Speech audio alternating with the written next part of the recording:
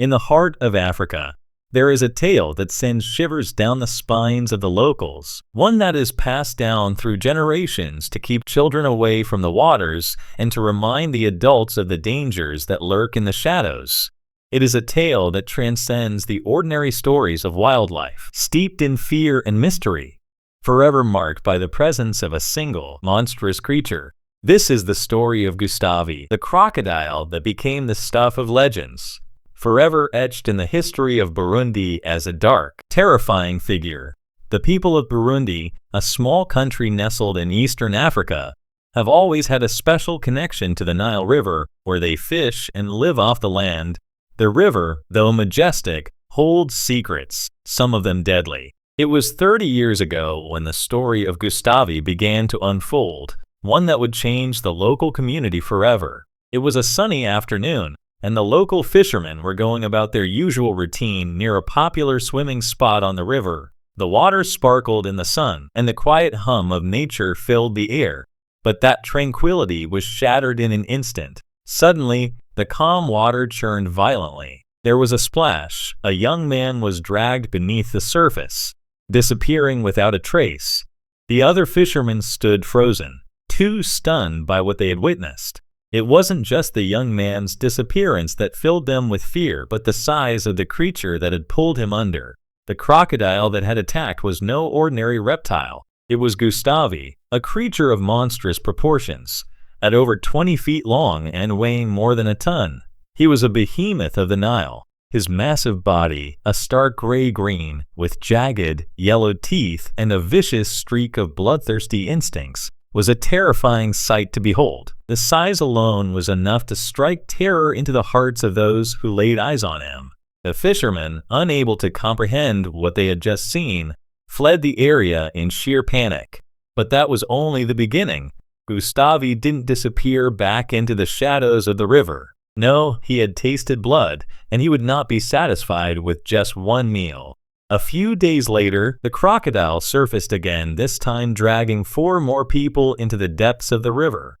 Each of them was taken without a trace, their bodies never found, leaving only the faintest signs of their struggles beneath the surface. The locals, now fully aware of the monster that roamed their waters, began calling the river of death. The name spread quickly, and soon it was on the lips of every villager. Mothers would warn their children, their voices trembling with fear, saying, "Don't go near the river of death, for that is where the crocodile waits." The fear was palpable. It wasn't just the adults who trembled at the mention of Gustave's name. The children, too, heard the stories and were quick to whisper them among themselves. It was said that the crocodile would only emerge during the stillness of the night, when the moon hung low over the river and the winds whispered through the trees. The name Gustave became synonymous with terror, and every mention of the creature sent a ripple of fear through the community. For the next 10 years, Gustave's reign of terror continued unabated. He hunted indiscriminately, and locals estimate that he may have killed over 300 people during this time. He was not just a predator, he was a force of nature, a creature of relentless hunger, and his insatiable appetite for human flesh made him even more terrifying. Many people, unable to live with the constant fear, fled the area. The once thriving riverbank was now a ghost town, with only a few brave souls daring to live near the deadly waters. Those who remained did so at their own peril, always looking over their shoulder, always on edge, knowing that the river was home to a creature that could strike at any moment.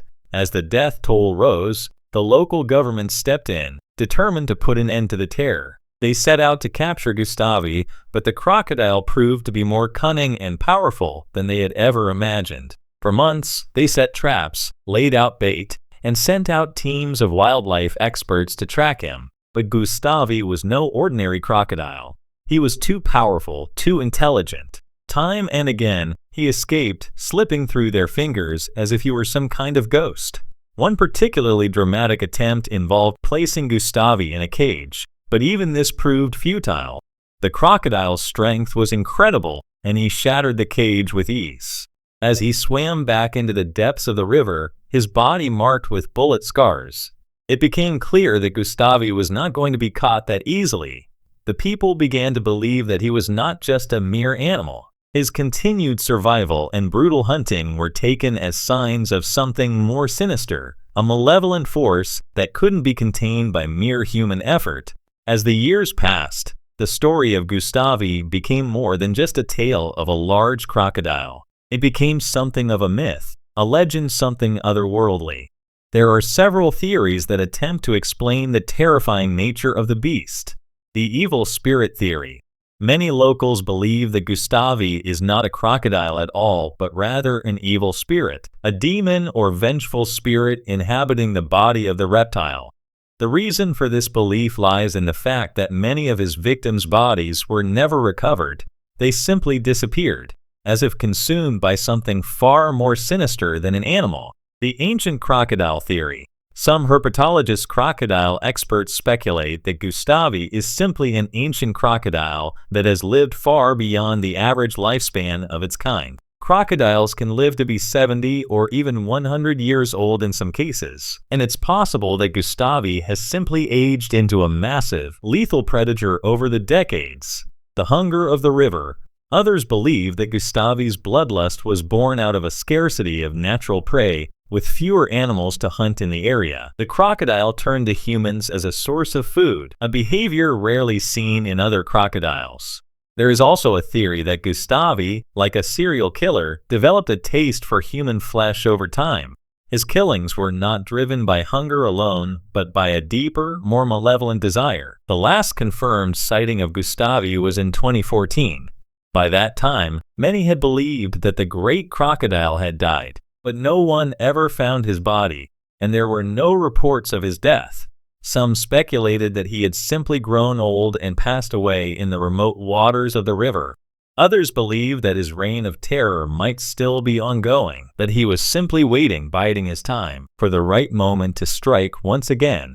In the years since, Gustave has become a figure of legend, a creature that lives on in stories and whispers. Locals still refer to the river as the River of Death, and tourists are warned to stay far away from the waters.